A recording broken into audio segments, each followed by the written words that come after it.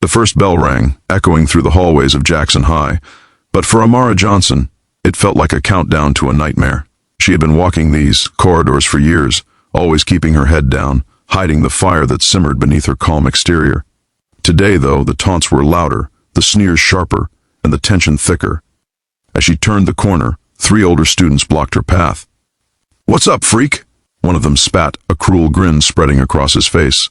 Before Amara could respond, another shoved her chest, and she stumbled backward. Panic surged through her, but she had learned long ago that fear could be her enemy. Her eyes narrowed as their hands closed around her neck. Her lungs screamed for air as she felt herself start to fade. If you believe in the power of kindness, second chances, and standing up against cruelty, please like, comment, share, and subscribe to KindLife Stories. But what they didn't know, what no one in this school ever guessed, was that Amara wasn't just a quiet, withdrawn girl. She was a trained MMA fighter, a force shaped not by anger, but by discipline and resilience. The hands around her throat tightened, and instinct took over. In a fluid, controlled motion, she twisted her body, breaking free from their grip and using their momentum against them. The hallway, once a scene of fear, became a stage for her quiet strength. 2 of the bullies hit the floor with a thud, groaning, while the third scrambled back, eyes wide with shock. Amara's heart pounded, not from the fight itself, but from the years of suppression, the nights spent crying, alone, the endless whispers of "you don't belong here." She took a deep breath, feeling the cool winter sunlight spilling through the classroom windows, painting the linoleum floors with streaks of gold. She didn't attack to hurt them, she acted to survive, to reclaim a piece of herself that had been trampled for too long. And as the teacher finally arrived, rushing over in confusion, Amara stood tall, the fear in her chest replaced by a strange, liberating calm. School was supposed to be a place of learning, of friendships, of growth, but for Amara, it had always been a battlefield. She remembered the first day her mother enrolled her here, a tiny, bright-eyed girl with dreams bigger than the narrow hallways around her. Her mother, a single parent and a nurse, had worked double shifts just to make sure Amara had opportunities she never had. "You have to be strong, but remember, strength is also in patience," her mother had said, her voice warm, steady. Those words had carried Amara through countless humiliations, through whispered insults and shoved books. Yet that day, something shifted. The incident in the hallway became a quiet turning point. Rumors spread, as they always do, but now people saw Amara differently. Not as a fragile girl to push around, but as someone with a hidden depth, a fire that refused to be extinguished.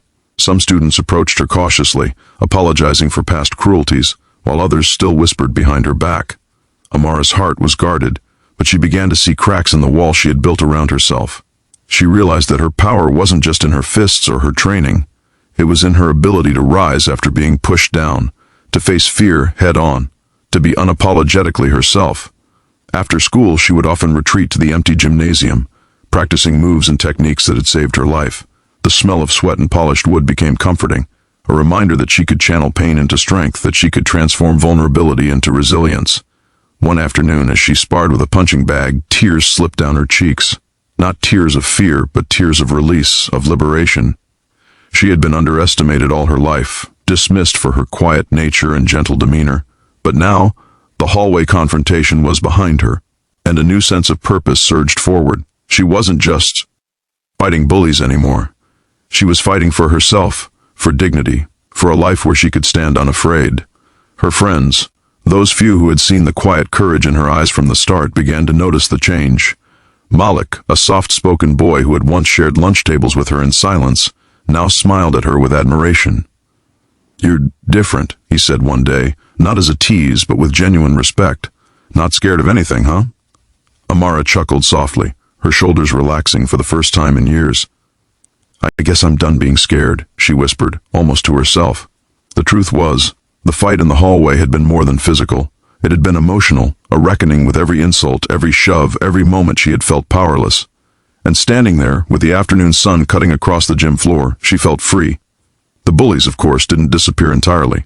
They still lurked, still whispered, still hoped to catch her off guard. But the power dynamic had shifted. Amara no longer reacted out of fear, she acted with confidence and strategy.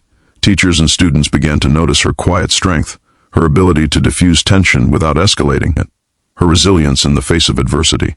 And slowly, she began to make friends who valued her for more than her toughness, friends who saw her intelligence, her kindness, and her relentless spirit. Weeks later, during a school assembly, Amara was called to the stage to speak about bullying. Her voice trembled at first, but as she looked out over the crowd, she saw faces full of curiosity, some sympathetic, some skeptical. She spoke about fear and courage, about standing up for oneself without losing compassion, about the inner fire that can't be quenched by cruelty.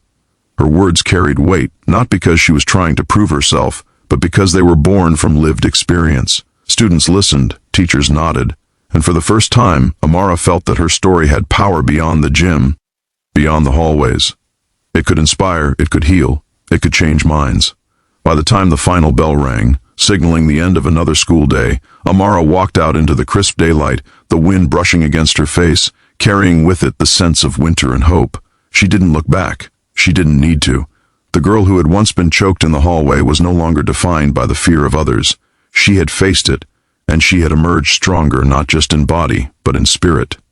If this story touched your heart, please engage with this video, like, comment, and share it to remind others that courage can come from the quietest places, and that strength isn't always loud.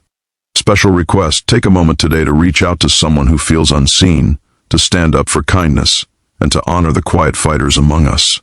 Amara's journey was far from over, but she now walked with her head high, a living testament to the truth that sometimes the fiercest warriors wear the gentlest faces. And in a world that often tries to break us, she had learned that true strength is forged not in the absence of struggle, but in the courage to rise every single time.